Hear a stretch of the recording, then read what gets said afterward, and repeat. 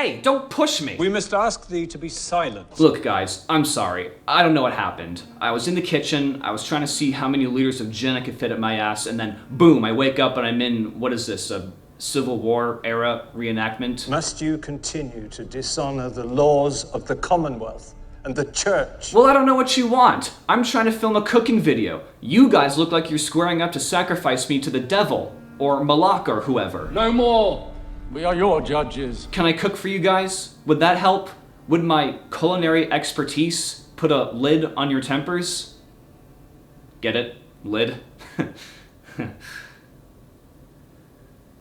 I'm dead.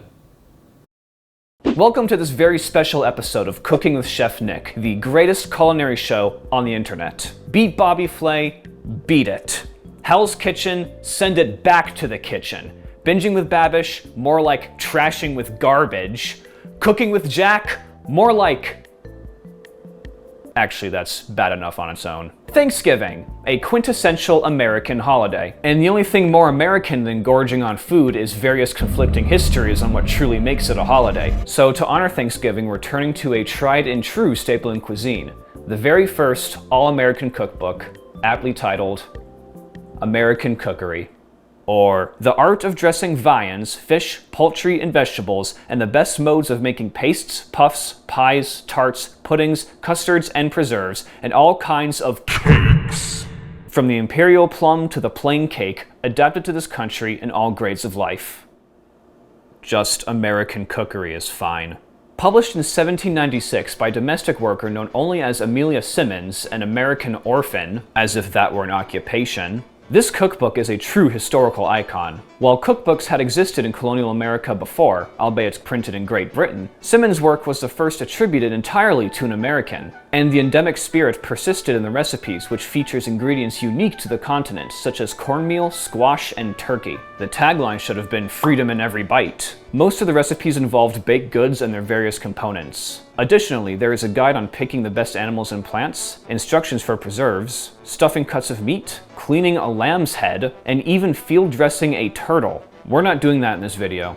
I'm fresh out of turtles for one. Also, when reading this, it became quickly apparent that many S's in words seemed replaced with F's. And at first I presumed Amelia was even less educated than I thought, until I did some research and learned about the long S. It's an archaic way of writing the letter S in certain words that just so happens to look like a fancy F. It's obviously fallen out of fashion, yet it famously appears in our Bill of Rights and other historical documents. So I guess the uneducated one the whole time was myself. There is logic as to when and where to use the long S, but to a modern-day scrub like me, it just came off as jarring and oftentimes hilarious. Every species generally of fault water fifth are best fresh from the water, to smother a fowl in oysters. 1 pint cream sweetened to your taste. Goofberry tart. That is definitely an endearing nickname your grandparents gave you. Come here, you little goofberry! Personally, I would have preferred that to Nicholas. What's also hilarious is this disclaimer at the end where Simmons accuses the printer of trying to sabotage the recipes so the cookbook sales would suffer. Who was this devious 18th century printer who was jealous that they couldn't become a cook? This could be the colonial Eddie Brock, and since Amelia Simmons is an orphan, that makes her Batman. Wait. Alright, before we begin, listen to the cookbook's opening line. As this treatise is calculated for the improvement of the rising generation of females in America, the lady of fashion and fortune will not be displeased. If many hints are suggested for the more general and universal knowledge of those females in this country, who by the loss of their parents, or other unfortunate circumstances, are reduced to the necessity of going into families in the line of domestics, or taking refuge with their friends or relations, and doing those things which are really essential to the perfecting them as good wives, and useful members of society. First of all, holy run-on sentence. Secondly, I love how the gist of this is, ladies, don't worry if your parents die or you get kicked out of your family and are forced to live in with another. At least you can still cook. Okay, I can't be too harsh. This was 1796 for God's sake. They didn't even have internet back then. Anyway, in order to channel my inner colonial, we've selected 4 recipes from this historic cookbook to attempt. But before we begin, it's important to put on the right attire. Excuse me.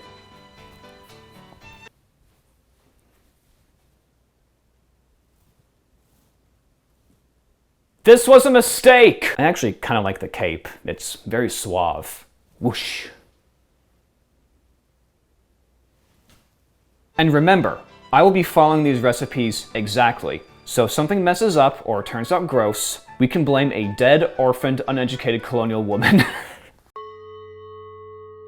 Tongue pie. Sounds like a horror movie. I've never cooked tongue before. I've never eaten tongue before. I don't think I've ever held another living organism's tongue in my hand that wasn't mine. But I can't let Amelia Simmons down.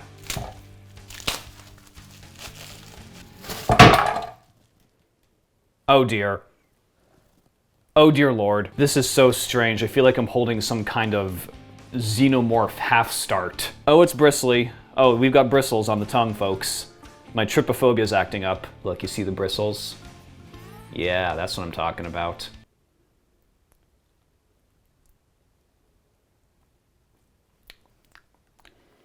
That's called getting some tongue. We're not gonna need this whole tongue, just about a pound or so. This feels really weird. I feel like I'm in The Mummy. Oh, look at that center. Looks like a loaf of bread. It's like meat bread. Fun fact, you actually have to boil cow tongue before you can use it. There's some kind of like outer layer of skin you gotta peel off. Oh, Jesus Christ, I did not mean to let that slip. And while that's boiling, we can move on to making our puff paste, or as the book calls it, a paste. The book has 9 different variations of pastes. For the tongue pie, recommends the first one. We're gonna combine 1 pound of flour with 1 pound of butter. Maybe I'm just ignorant, but that sounds kind of excessive. Next, we're gonna whip 2 egg whites. And then that plus 1 egg yolk and a cup of cold water goes into the dry mix. Come here. Urgh. Urgh. Yeah, listen to that squish. I gotta say, this definitely looks rugged. I feel older already. Good grief. I feel like I pleasured the Pillsbury Doughboy. Time for my historically accurate painkillers.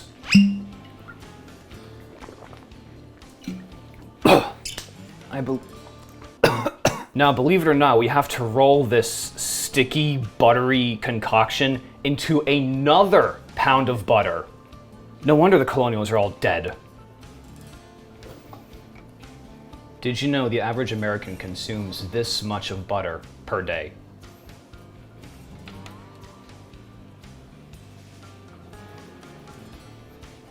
I don't think I've ever even seen this much butter in my life. Like, I'm not a buttery guy. I'm not kidding. This is one of the most traumatizing things I've ever done. And that includes the time I stepped on a sea urchin and counted 23 spines in my foot. This far beats that. I'd rather do the sea urchin 23 more times with the same amount of spines each time than do this one more time. I mean, let's face it, it's probably gonna taste amazing. You'll take 1 bite, you'll be in heaven. Literally, because, after that you are dead. Would you believe me if I tell you there's actually more butter to add to this recipe? If the answer is yes, then, I guess you're less naive than I am. And you just know right now in the comments section there are people having an aneurysm, like people who actually know how to cook, who are looking at this and being all like, oh my god, you're doing it wrong. And I'm all like, sir or ma'am, have you seen an episode of Cooking with Chef Nick? This is commonplace. Culinary aneurysms are just part and parcel of the job for this show. I forgot to grease it with some butter. That's good enough for now. Time has come to remove our cow tongue. Oh, that's the skin. Oh, Jesus Christ. That is definitely an outer layer of skin if I've ever seen one. Ah, shit! It like bounced. The tongue. It bounced! I don't know what it looks like more, a slipper or a condom. Ow, fuck, that hurts. Not gonna lie, it actually smells pretty good. Kind of getting results on this side. Okay, that was encouraging. Most encouraging thing this whole video. This is definitely an old shoe and I'm peeling off like the rubber parts that are getting old and frayed. This is your brain on drugs. I think that's about as good as we're gonna get on this show, so we're just gonna leave it at that. Time to dispose of the tongue shavings. So our pound of cow tongue is gonna be diced. I'm curious. Tastes like a tough, chewy pot roast. The flavor's there. Texture, not a huge fan of, but I'm sure it'll be good in the pie. And that's gonna go in with a pound of apples, a third of a pound of sugar, another quarter pound of butter, Jesus Christ, a pint of wine, 1 pound of raisins, and half an ounce of cinnamon and mace. I'm using nutmeg as a substitute. Damn. Hole in one. Not gonna lie, guys, this smells freaking amazing.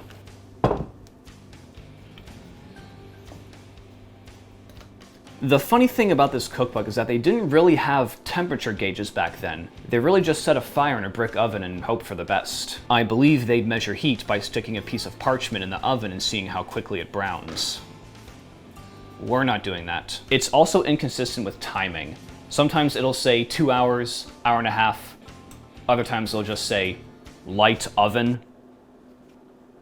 Look, I want to be authentic, but I also kind of want to make this work. So for this, let's just say 350 for an hour.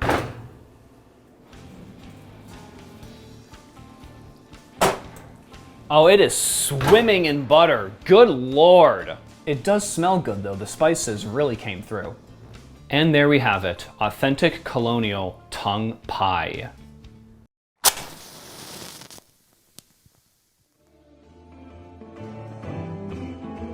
The least I can do to maintain some historical accuracy is to eat by candlelight. So, let's see how our tongue pie tastes. The flavors are there. Texture, not a huge fan of. Maybe if the bottom had not become soggy, maybe if I left it in the oven for a little longer, the apples could have softened, the beef could have gotten more of that pot roast consistency I was expecting. But I mean, it's flavorful. It's not like bad tasting. I just know that like there's probably a more modern and more, you know, easier to read recipe out there that could make a killer beef tongue pie. Yeah, I think some more time in the oven would have helped because the pastry is flaky, but it's not like airy or porous or how I'd expect a typical puff pastry to be. I'm not a baker, so I don't know what to do about the soggy bottom of the pie. If you have ideas, let me know. So I think I'd give this tongue pie a 5 out of 10. I think most of that was my fault though. The flavor's there, I know that for sure, but the technique, lost on me. You have to forgive me, I'm only a colonial man, so whatever. Indian pudding, one of the oldest desserts in the country, uniquely American as it uses corn instead of wheat, as British puddings of the time were ought to do, and an apparent favorite of US President John Adams. And hey, if a president likes it, it must be good, right? I like how the cookbook calls it a nice Indian pudding, which implies the existence of an evil Indian pudding. That's the one that mismatches the socks in your sock drawer and holds up your mornings by a few minutes. Fucking asshole pudding. We are going to scald 3 pints of milk. We gotta make sure a skin doesn't form. Look at that. Milk cum. Then add 7 spoonfuls of our Indian meal, or the more politically correct term, cornmeal. I think this pot's a little too small. This egg has a smiley face on it. Let that cool off, then mix in 7 eggs, 4 ounces of butter, Jesus Christ, the butter again, a half pound of raisins, sugar, and spice. And everything nice.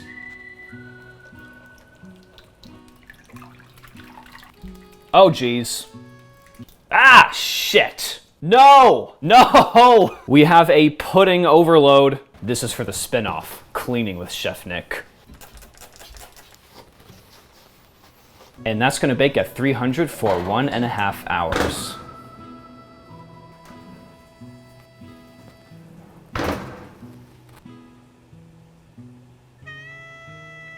Huh, okay.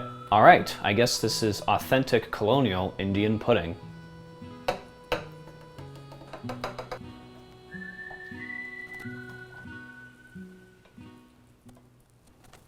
Well, here we go. Indian pudding taste test. It's kind of like a mushy, grainy custard. I know that sounds gross, but it actually tastes pretty good. Unlike the tongue pie, the raisins actually cooked down, so they're soft and flavorful. The sugars got agitated, so they're good. It's got a nice texture. The spices work very well. I mean, it's a very nice, rustic, simple dessert. I think that came out about as good as it could have been. I'd give it a 7.5 out of 10. I'd definitely eat it again. I have no idea what a Shrewsbury cake is. It has the word shrew in it, which doesn't sound very appetizing. The recipe itself, however, looks hilarious. In a mixing bowl goes a pound of fucking butter again. I swear to God, if I see one more stamp of butter, I'm gonna flip my shit. I am become butter, destroyer of arteries.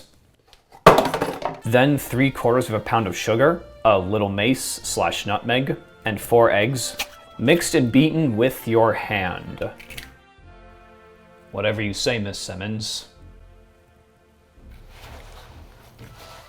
Fortunately for the both of us, I have a lot of experience beating things with one hand. I guess stand mixers weren't invented yet. Fucking savages. Then into that sludge goes a pound of flour. Oh, it's sticky. Oh, this is so sticky. Then apparently it has to be molded into cakes. Okay. There's one. Thinking we'll do a tower next. Kind of a layer cake, you know. And there's a little stick figure. We'll call him Mr. Shrewsbury. And finally, Squidward tentacles. And finally, those go in the oven for light oven.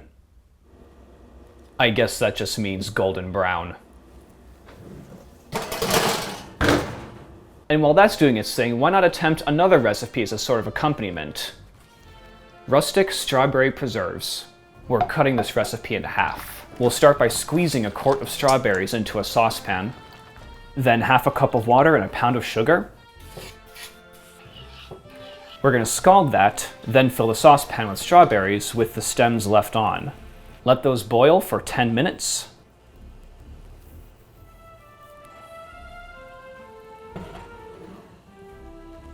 Got some rolling action, holy crap. Then scoop into a receptacle of choice. And there we go, colonial strawberry preserves. Let's check on our Shrewsbury cakes now. Oh my God!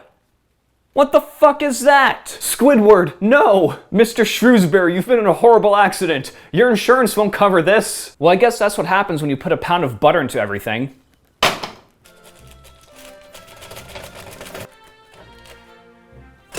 Look, he's screaming in agony. It's a perfect mirror of my face.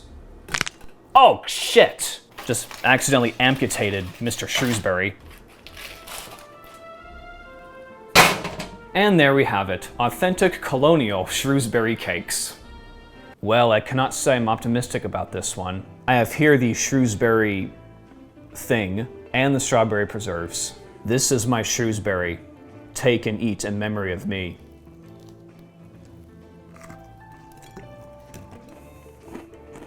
It's like a mild, buttery, nutmeggy sugar cookie. Completely devoid of personality. We'll try the preserves next. That's really good. I mean, it's strawberries and sugar and boiled water, so of course it's gonna be good. And now let's see if we can recreate a ratatouille moment and put the strawberry on the Shrewsbury.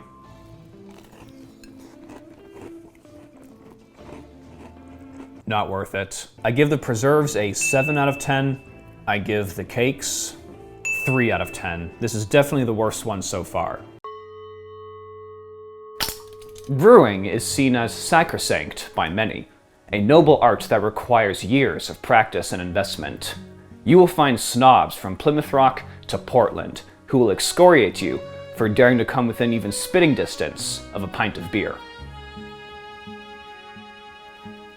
Which is why I'm the perfect guy to attempt it. I've never tried making homemade beer before. I'm not even that big a beer drinker myself. believe it or not. But when I saw that American Cookery touts a recipe for spruce beer, I knew the comedic potential was too much to ignore. The first thing we gotta do is brew what the cookbook calls Emptins, a sort of foamy, scummy starter for new batches. In 3 quarts of water, we're boiling a handful of hops for 15 minutes.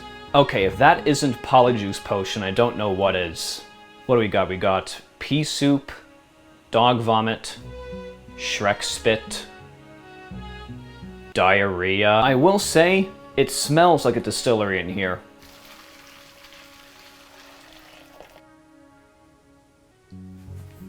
Once that hits room temperature, we're mixing it with flour until it resembles a batter. To this, add a little Emptins. Huh? How and why do I need Emptins to get Emptins? I didn't realize Amelia Simmons was a purveyor of Zen riddles. Whatever, I'm just gonna substitute with active dry yeast and pray for the best. Okay, let's see how our Emptins turned out. I gotta say, it smells pretty good actually. It smells like bread. Although admittedly it looks like the aftermath of a wild Friday night, so I'm sorry. I can't not do it. Ugh. That was like acrid, tasteless oatmeal with like the acidic aftertaste of beer without any of the flavor. That was awful. Holy crap. But now that we've got our Emptins, we can move on to making the actual beer. We're boiling 4 ounces of hops in a gallon of water for a half an hour.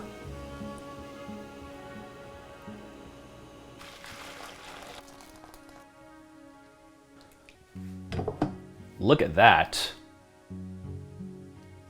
It's like the Grinch's hairballs. From here on out, we're gonna divide everything by 8 because the original recipe calls for 16 gallons of water. I don't even have a receptacle that big.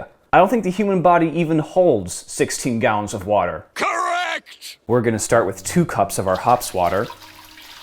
Then we'll add 2 gallons of warm water. This thing might overflow. Cooking with Chef Nick, where we push the limits. Change of plans. We're going to take out 4 cups of the water and add 3 cups of molasses instead of 4.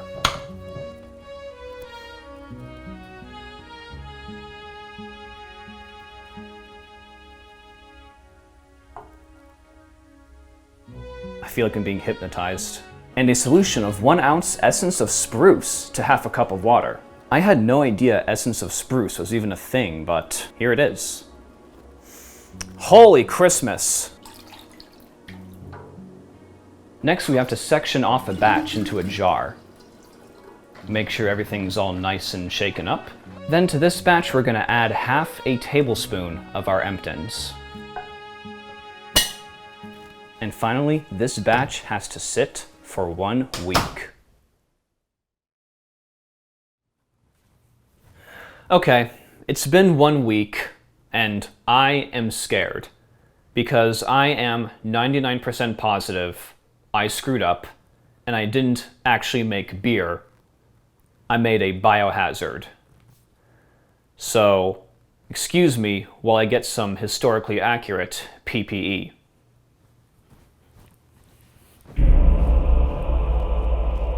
This staves off the bad humors.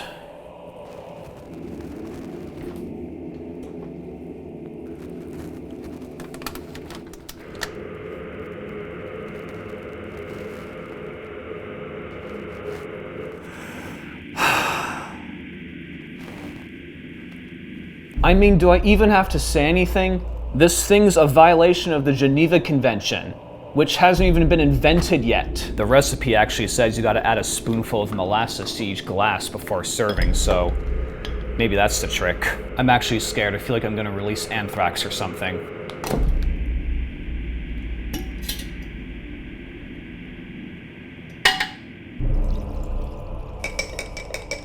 I don't think I'm gonna swallow. So, bottoms up.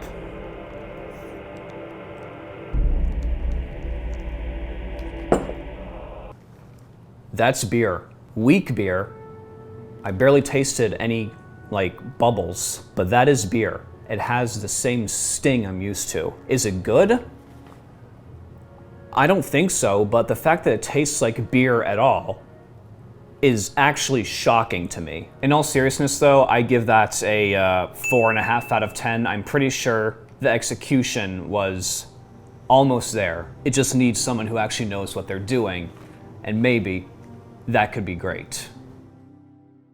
Well, that was fun. I certainly learned a lot from this little cookbook, along with the auxiliary research. Although only 2 out of the 5 dishes I attempted, the Indian pudding and the strawberry preserves, turned out, in my opinion, good. And maybe the tongue pie, if I'm feeling generous to myself. However, in most jurisdictions, that's considered an F.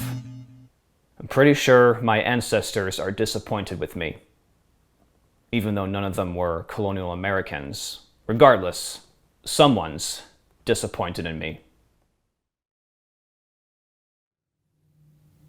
What went we out into this wilderness to find? Leaving our country, our kindred, our fathers' houses. We have traversed a vast ocean. For what? For what? Was it not for the pure and faithful dispensation of culinary delights? Try as I did to weave divine works from silos of grain and endless seas of butter, does my conviction to the pursuit of deliciousness not vindicate my failure? Then shall you be banished from this plantation's liberties.